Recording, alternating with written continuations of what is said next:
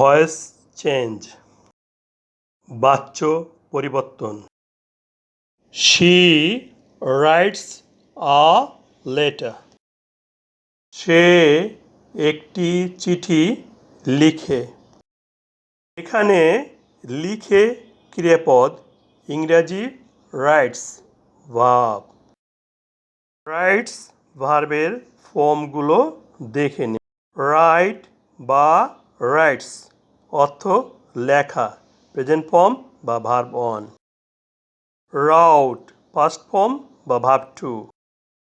Written past participle বা verb three. দেখা যাচ্ছে রাইটস প্রেজেন্ট ফর্ম বা ভার্ব ওয়ান, তাহলে এটি প্রেজেন্ট ইনডেফিনিট টেন্স।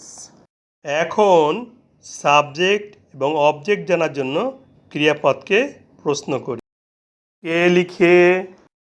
সে বা সি সাবজেক্ট। কি লিখে? একটি চিঠি বা a letter object.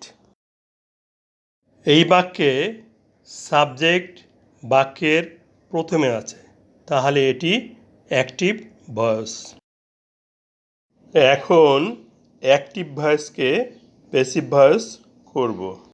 Passive voice করতে বাক্যের অবজেক্টকে প্যাসিভ ভয়েসে সাবজেক্ট করতে হবে। প্রেজেন্ট ইনডেফিনিট টেন্স এর প্যাসিভ ভয়েসের গঠন।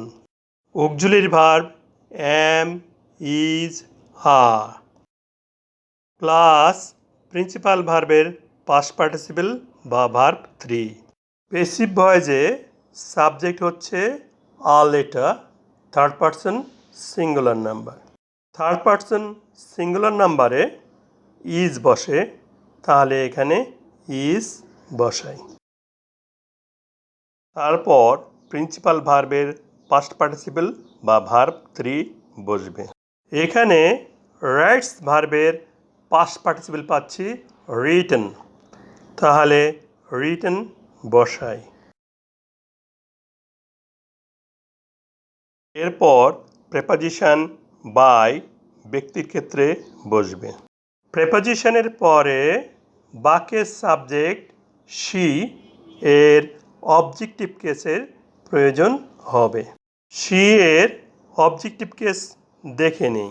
Nominative case she, objective case her. Preposition by এর পরে অবজেক্টিভ কেস হা বসাই।